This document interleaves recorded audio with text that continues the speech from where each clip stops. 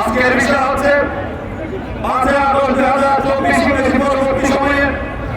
বিভিন্ন ব্যাংক থেকে অন্যায়ভাবে চাকরিচ্যুত প্রায় 10,000 কর্মকর্তা কর্মচারী পুনর্বার অবৈধ বোর্ড এবং ম্যানেজমেন্ট বাতিল করে দক্ষ পেশাদার বোর্ড গঠন, উদ্দেশ্য প্রণোদিতভাবে বৈষম্য, রাজনৈতিক হয়রানি ও নিপীড়নের প্রতিকার চেয়ে স্মারকলিপি প্রদান করেছে। মাননীয় গভর্নর মহোদয়, জুলাই গণঅভ্যুত্থানের সময় ব্যাংকিং খাতে কর্মরত হাজারো কর্মকর্তা কর্মচারী একটি বৈষম্যহীন গণতান্ত্রিক ফেসিবাদ মুক্ত বাংলাদেশ গঠনের প্রত্যাশায় প্রত্যক্ষ ও পরোক্ষভাবে ভূমিকা রেখেছেন। আমরা প্রত্যাশা করেছিলাম নতুন বাংলাদেশের ব্যাংকিং খাত হবে সম্পূর্ণ রাজনৈতিক প্রভাব মুক্ত এবং পেশাদার এবং মানবিক, কিন্তু গভীর দুঃখের সাথে জানাচ্ছি গণঅভ্যুত্থান পরবর্তী সময়ে দেশের গুরুত্বপূর্ণ 5 থেকে 7টি ইসলামী ব্যাংক বাংলাদেশ পিএসসি, ফার্স্ট ইসলামী bank PSC, union bank PSC, আলাদা ইসলামী ব্যাংক পিএসসি, সোশ্যাল ইসলামী ব্যাংক পিএসসি এর কর্মরত নির্দিষ্ট এবং সারা বাংলাদেশে কর্মরত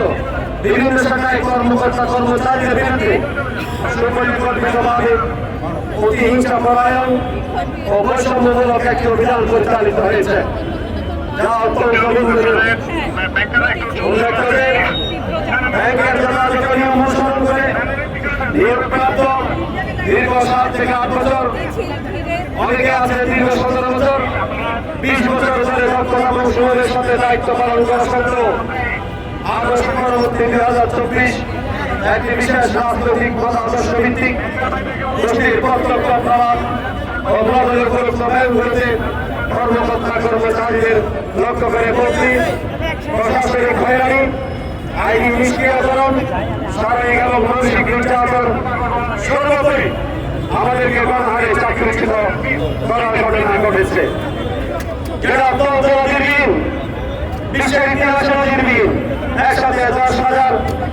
কর্মকর্তা কর্মচারীকে চাকরিচ্যুত করা বিশ্বের কোথাও নজির আছে কিনা আমাদের জানা নাই। 5 আগস্ট পরবর্তী সময়ে মত সৃষ্টির মাধ্যমে একটি রাজনৈতিক দলের কর্মীরা অস্বাভাবিক এবং অবৈধ প্রক্রিয়ায় রাতারাতি পদোন্নতি গ্রহণ করে অবসরে যাওয়া ওই দলের কিছু ব্যাংকারকে শীর্ষ ব্যবস্থাপনায় ফিরিয়ে এনে ব্যাংকের ব্যবস্থাপনা দখলে নেয়। এই সাথে তৎকালীন ম্যানেজমেন্টের অধিকাংশ সদস্যকে পদত্যাগ এবং চাকরিচ্যুত করতে বাধ্য করা হয়। পরবর্তীতে মহিলা এবং দক্ষ বোর্ডকে বাংলাদেশ ব্যাংক কর্তৃক নিয়ম বহির্ভূতভাবে ভেঙে দিয়ে অদক্ষ এবং রাজনৈতিক পক্ষপাতদুষ্ট বোর্ড গঠন করা হয়, যারা এইসব অনিয়ম এবং বিশৃঙ্খলার অনুমোদন প্রদান করে। এছাড়া ব্যাংকের মানব সম্পদ নীতিমালা এইটার পলিসি উপেক্ষা করে মত সৃষ্টির মাধ্যমে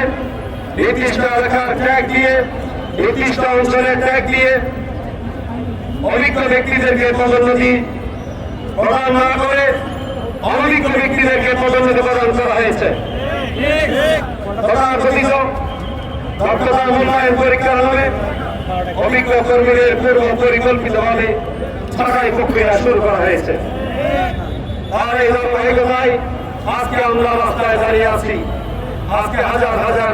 কর্মকর্তা কর্মচারী চাকরি হারায় মানবেতর জীবন